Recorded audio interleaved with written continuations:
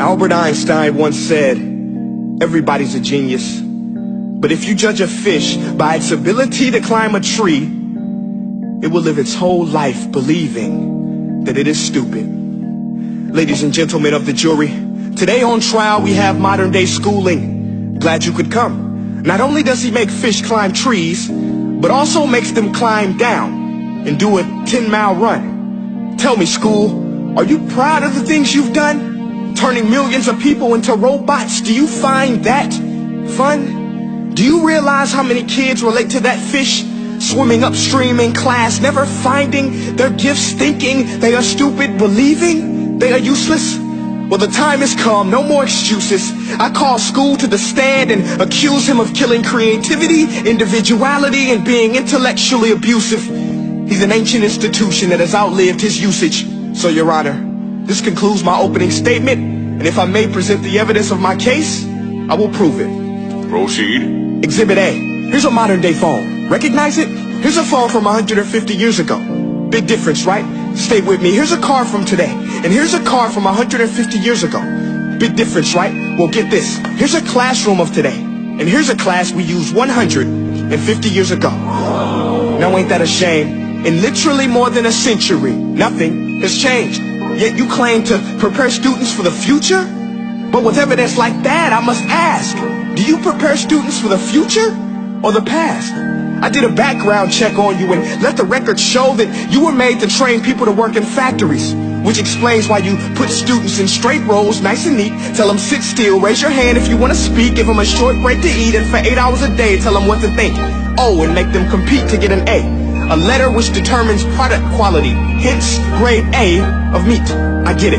Back then, times were different. We all have a past. I myself am no Gandhi. But today, we don't need to make robot zombies. The world has progressed. And now we need people who think creatively, innovatively, critically, independently, with the ability to connect. See, every scientist will tell you that no two brains are the same. And every parent with 2 or more children will confirm that claim.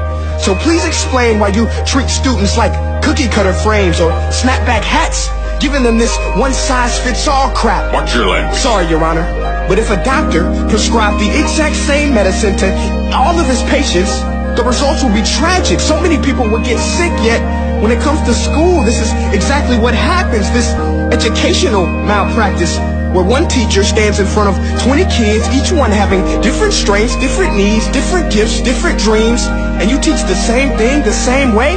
That's horrific. Ladies and gentlemen, the defendant should not be acquitted. This may be one of the worst criminal offenses ever to be committed. And let's mention the way you treat your employees. Objection. Overruled. I want to hear this. It's a shame. I mean, teachers have the most important job on the planet, yet they're underpaid? No wonder so many students are short-changed. Let's be honest. Teachers should earn just as much as doctors, because a doctor can do heart surgery and save the life of a kid. But a great teacher can reach the heart of that kid and allow him to truly live. See, teachers are heroes that often get blamed, but they're not the problem. They work in a system without many options or rights. Curriculums are created by policymakers, most of which have never taught a day in their life.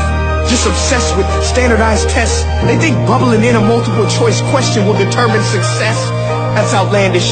In fact, these tests are too cruel to be used and should be abandoned, but don't take my word for it. Take Frederick J. Kelly, the man who invented standardized testing, who said, and I quote, "These tests are too cruel to be used and should be abandoned." Ladies and gentlemen of the jury, if we continue down this road, the results will be lethal. I don't have much faith in school, but I do have faith in people. And if we can customize healthcare, cars, and Facebook pages, then it is our duty to do the same for education, to upgrade it, change it, do away with school spirit, because that's useless. Unless we're working to bring the spirit out of each and every student, that should be our task. No more Common Core. Instead, let's reach the core of every heart in every class. Sure, math is important, but no more than art or dance. Let's give every gift an equal chance. I know this sounds like a dream, but countries like Finland are doing impressive things. They have shorter school days. Teachers make a decent wage. Homework is non-existent, and they focus on collaboration instead of competition. But here's the kicker, boys and girls. Their educational system outperforms every other country in the world. Other places like Singapore are succeeding rapidly. Schools like Montessori, programs like Khan Academy. There is no single solution, but let's get moving. Because while students may be 20% of our population, they are 100% of our future. So let's attend to their dreams, and there's no telling what we can achieve. This is a world in which I believe, a world where fish are no longer forced to climb trees. I rest my case.